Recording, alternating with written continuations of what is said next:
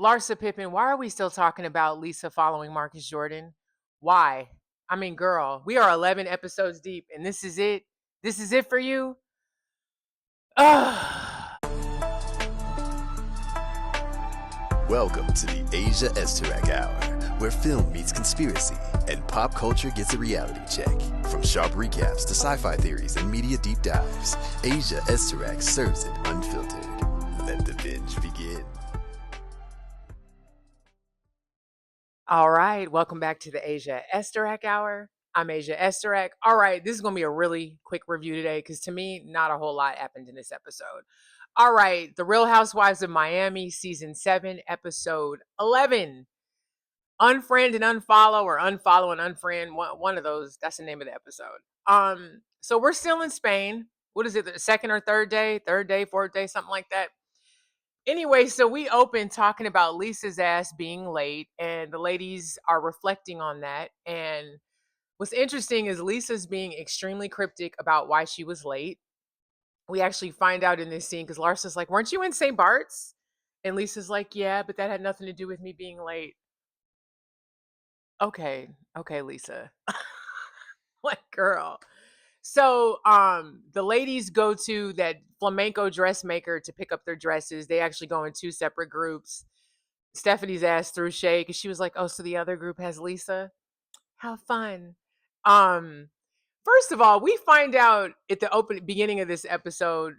So Stephanie she's in the glam room getting herself ready for the day, and she's actually talking to her husband at one point, and she reflects on her beauty, and her mom told her as like a young woman. I don't know if she was a kid or like early 20s that she needed to get plastic surgery.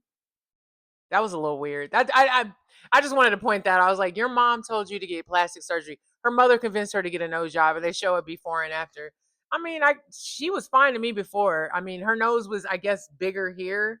I guess everybody's trying to fit that European standard of beauty. To me, God don't make mistakes. God, whoever runs this joint, listen, I was made beautifully. I don't need to change shit.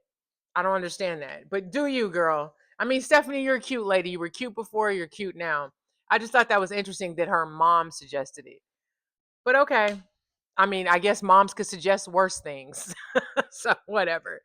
So anyway, they go to the dressmakers, they do all that. The ladies end up going to this like market with Julia. They separate. Julia, Gertie, I can't remember who else it was, but I know that Lisa wasn't there. So they're of course talking about the Larsa and Lisa stuff and Lisa being late and her kind of skating around why she was late. At one point she mentions that she was dealing with legal stuff. Lisa strikes me as one of these people, the moment she feels slightly inconvenienced, the whole world falls apart and she can't do anything. She's a pampered princess, and I'm pretty sure her and I are close to the same age. I might be a little bit older than her. I'm 44. But like, girl, you too old to be a pampered princess child. You too old. And it's exhausting. And I think that's why I kind of just was like, whatever to this episode, because a whole episode of Larsa Pippen and Lisa Hochstein arguing with each other. Girl, what's for dinner tonight? What y'all eating for lunch? That's how I felt watching this episode. Like, not a whole lot happened. But anyway, so in this scene with Julia and all them, um they're reflecting on how Kiki's been acting different. Like, she hasn't been like warm and bubbly like she normally is. Kiki reveals at the table that she's been dealing with a lot. As we all know, Kiki is originally from Haiti, and she tells this story. I'm glad she told this story because I feel like this happens a lot among immigrants that move from a certain situation to maybe a slightly better situation, you know? Um, but she talks about how she felt pressure to bring some of her family over to the States. And she's like, it sucks because they all think I'm making millions of dollars because I'm a model. We all know that ain't how the game go. Just like everybody you see on TV isn't rich. Most regular people in regular jobs probably make more than people do on TV shows. Ask me how I know. I used to work on a TV show.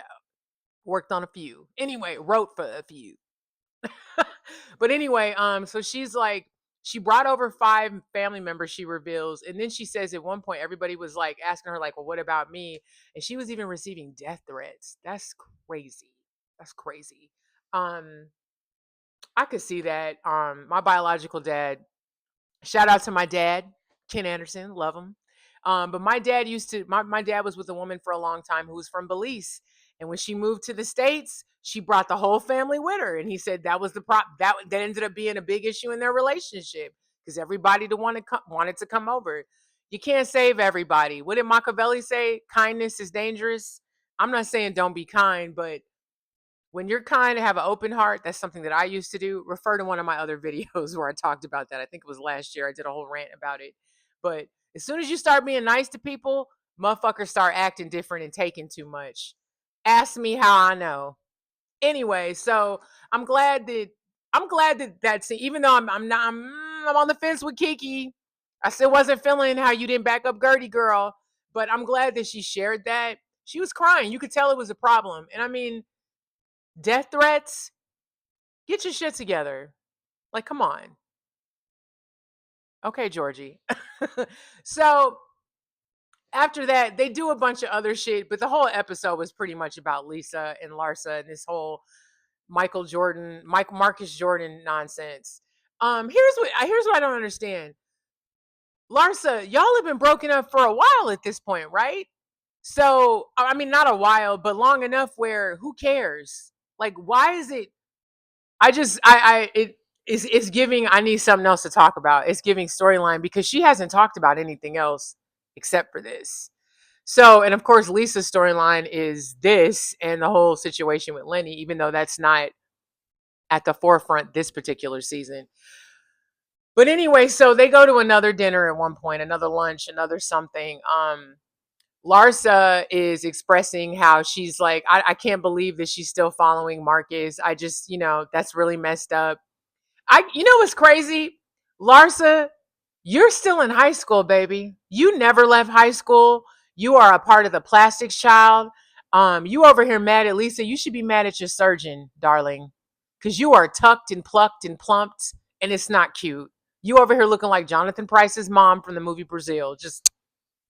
And anybody that watches Doctor Who, she reminds me of the face. If you watch Doctor Who, you know who I'm talking about. The face. And I'm not trying to bash her looks, but I guess I am. Like, Larsa, please stop. Please stop. You're not an ugly woman, but you need to grow up a little bit. You need to mature and you need to figure things out. Stop dating these cubs who are over here bashing you in real life and get a man of an equal intellectual footing. I don't know. It's just Larsa, it seems like all your relationships end very messy. It's really weird. Speaking of that, so they're all shopping at one point, and Lisa and Larsa are kind of going at it. And Larsa tells Lisa, child, these names, Larsa, Lisa, Lord. But they're arguing, and Lisa's like, Larsa calls Lisa a groupie. Ain't that a bitch? So Lisa, who I'm glad stood up for herself, and she goes, how am I a groupie? You're the one that dates athletes and rappers, but I'm a groupie? Thank you. And then she was like, it's giving clout. She says that in her confessional. Larsa, you seem like a clout chaser. She was like, you're a Kardashian, you date athletes, rappers, but I'm a groupie? The hilarity of that. I don't know if Larsa is big mad, jealous, but I don't understand why she should even care. If Marcus Jordan is as awful as you described him, you would think you would stop talking about him and just move on. And here's the reality. If your homegirl is still dating is still dating child, following your ex on social media, and it's such a point of contention that you don't want to be friends with her anymore, then don't be friends with her anymore. We are on episode 11 and you are still talking about this shit. And I feel like the only reason she did that is because the ladies were upset that Lisa was, basically arrived a day. Well, not basically, her ass arrived a day late to Spain, which I think that's silly too. Lisa Hochstein has been this way since her first season. So why would anything be any different? I think we as adults need to start normalizing meeting people where they're at. Because here's the reality. Everybody's flawed. So that's what the whole I accept you for who you are comes in. Larsa, you complain about Lisa every episode. She's late. She's self-absorbed. She doesn't care. She still follows my ex, blah, blah, blah. Why? Then don't deal with her. Then don't deal with her. Stop talking about her. So she actually says to, Larsa says to Lisa, like, are you going to unfollow Marcus? And she was like, no, nope. So at one point after this dinner or whatever, they end up getting into it in the elevator. I think this was a lunch, not a dinner. They end up getting into it in the elevator, kind of going back and forth. Jodie ends up hearing about this. And Jodie and Lisa share a confessional because he wants to give his thoughts because he's tired of it. Um, the relationship between Lisa and Jodie doesn't seem very solid either. I may do a whole video on that. It was funny because in the confessional, she's on her phone like Instagram, and he's like, "Can you not do videos on Instagram? Like, this is my first time doing this," referring to doing the confessional. Oh no, I'm not. It just, I don't know. And Lisa's really immature. It's funny that her and Larsa are fighting because y'all are the most immature on the show. The most immature. This episode was a complete waste of time, in my opinion. But anyway, so towards the end of the episode, they go to another dinner. I've skipped over a lot of shit, but not a whole lot happened. Um, we find out at this dinner that Jodie has been blowing up Larsa's phone, sending her all types of stuff. Nothing nasty, but paragraphs of stuff, basically defending himself because he feels some type of way. He actually says at one point on speakerphone, Lisa is she's in like her glam room. I can't remember who was in the room with her. It might have been Marisol. I think it was Marisol. Don't quote me on that. But he's on speaker. He said the realest shit though. He was like, for someone that's supposed to be your friend, she loves to comment on the fact that she's a great friend. And that's the thing. Larsa loves to say, I'm a great friend. If you got to keep saying you a great friend, you're not a great friend. You're not a great friend. It's very obvious that Jodie sees through Larsa's nonsense. So he kind of let her have it. At the same time at the table, before she even reveals that, Lisa gets a text about having to notarize something, and she's kind of freaking out about it. I'm sure they have notaries in Spain, love.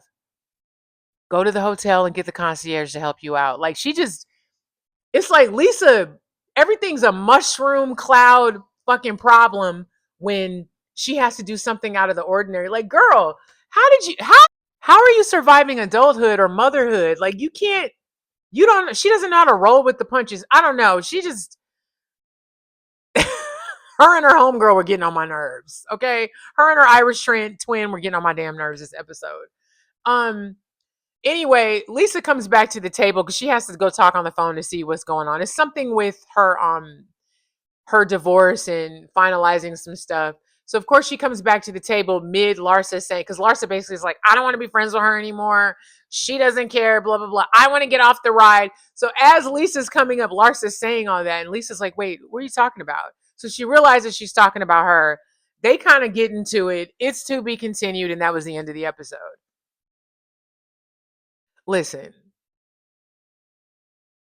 you two are not friends. So let's stop pretending that we are. Larsa, stop getting mad. If she could listen, Lisa's a grown woman. She could follow whoever she wants. I fell out of the confessionals when the ladies were talking about following people on social media, and Alexia was like, I don't even follow Marisol's husband, and Marisol's my best friend.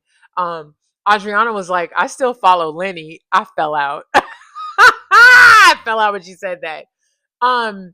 Their stuff is very trivial, and it seems like it's going to spill over into the next episode. But here's the thing, though.